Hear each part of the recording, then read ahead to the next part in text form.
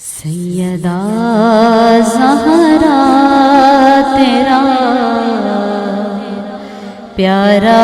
زمانہ یاد ہے، سیدہ زہرا تیرا پیارا زمانہ یاد ہے، گود میں حسنین کو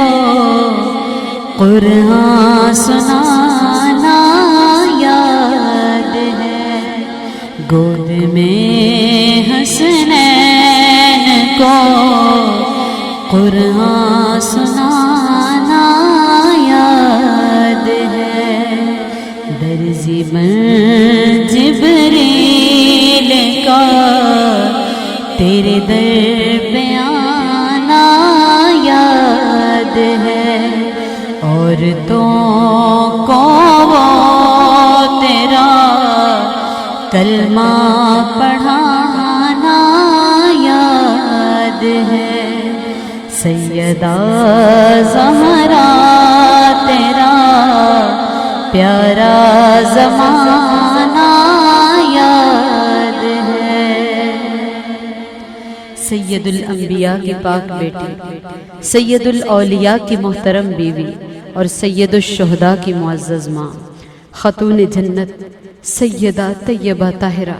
حضرت فاطمۃ الزہرا سلام اللہ علیہا کے قدموں کی خاک پہ قربان، ان کے پاؤں کے نشانوں پر فدا، ان کی چادر تطہیر کے سایہ پہ نثار۔ کون فاطمہ؟ وہ اور جس نے معزز کیا گھرانے کو، وہ اور جس نے معزز کیا گھرانے کو، حسین پال کے جس نے دیا زمانے کو، چلو سلام کریں اس کے آستانے کو۔ اہل بیت اطہار کی عزت، سلطنت اسلام کی مقدس شہزادی، رجس و نجس سے پاک، چادر تطہیر کی ملکہ، حیض و نفاس سے پاک۔ کون زہرا؟ جس نے اپنے نرم و نازک اور پاک ہاتھوں سے چکی پیس پیس کے اور قرآن کی لوریاں سنا سنا کر اپنے شہزادوں کو پالا، جس کا حسن جنت کی حوروں کے لیے بھی باعث رشک ہے۔ کون بطول؟ جو شادی کے بعد اپنے پیارے اور شفیق باپ کے نورانی حجرہ سے جب رخصت ہوئی تو 70,000 فرشتوں کی جماعت کا حفاظتی دستہ ناقہ زہرا کی پاک دھول کو چھوتے ہوئے جا رہا تھا، چوم رہا تھا، اور حوران جنت اپنی عفت کی چادریں سیدہ پاک کے قدموں میں بچھاتی جا رہی تھی، رضوان جنت آسمان سے پھولوں کی بارش کرتے جا رہے تھے۔ عاشق رسول کیا خوب ترجمانی کر رہے ہیں۔ ہے باغ نبی کی بہار فاطمہ، باغ نبی کی بہار فاطمہ، شرم و حیا کی تاجدار فاطمہ، باغ نبی کی، باغ نبی کی، باغ نبی کی بہار فاطمہ، شرم و حیا کی تاجدار فاطمہ، شرم و حیا کی تاجدار فاطمہ، حرم علی، حرم علی اور بیٹی نبی کی، حرم علی اور بیٹی نبی کی، حرم علی، حرم علی اور بیٹی نبی کی ہے، جبریل تیرا پہرےدار فاطمہ، جبریل تیرا پہرےدار فاطمہ،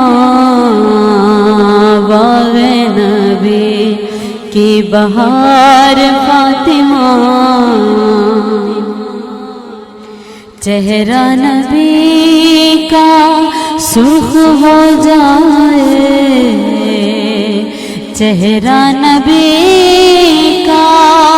سرخ ہو جائے، جو ہو جائے تو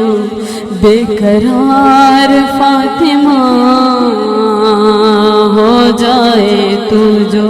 بے قرار فاطمہ، باغ نبی کی بہار فاطمہ، شرم و حیا کی تاجدار فاطمہ، اور حوران جنت، حوران جنت تیرے در کی کنیز ہیں، حوران جنت،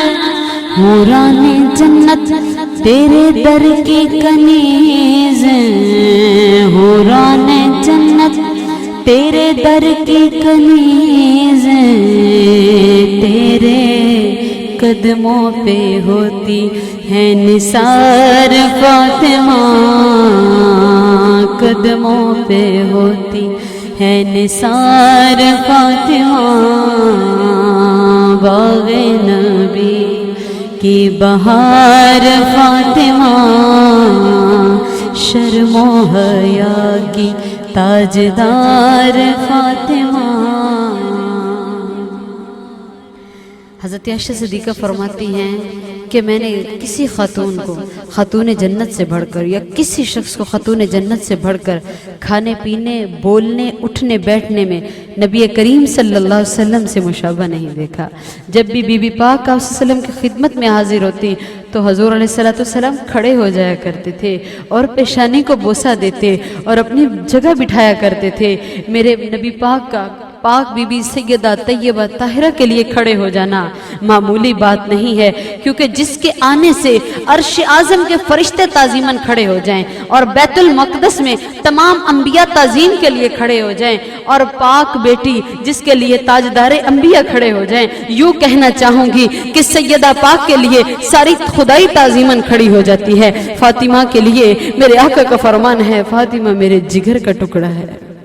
فاطمہ میرے جگر کا ٹکڑا ہے۔ جس نے فاطمہ کو ناراض کیا اس نے مجھے ناراض کیا، جس نے فاطمہ کو راضی کیا اس نے مجھے راضی کر لیا۔ اس پیکرے شرم و حیا، اس مجسمہ تعظیم و تکریم کی دلیل اس سے بڑھ کر اور کیا ہو سکتی ہے کہ دنیا میں بسنے والے ہر انسان، خواہ وہ عام ہو یا خاص ہو، وہ ولی ہو، غوث ہو، ابدال ہو، کتب ہو، مجذوب ہو، کلندر ہو، پیغمبر ہو، چاہے اولو العزم نبی ہو، ان کی روح تو مالک الملک نے قبض کرنے کے لیے ملک الملکوت کو بھیجا ہے، لیکن رب العالمین نے جب سیدہ پاک کی باری آئی تو ان کی روح خدا نے خود قبض کی ہے، کیونکہ ان کا اسرائیل سے بھی پردہ ہے۔ معلوم ہوتا ہے کہ حضرت فاطمہ الزہرا کی کسی دعا کا نتیجہ ہے، کیونکہ قرآن پاک میں جہاں کہیں بھی انسانی روح قبض کرنے کا ذکر ہے وہاں موت کم ہے، لیکن قرآن کی آیت ہے اللہ یتوفی الانفس حین موتہا،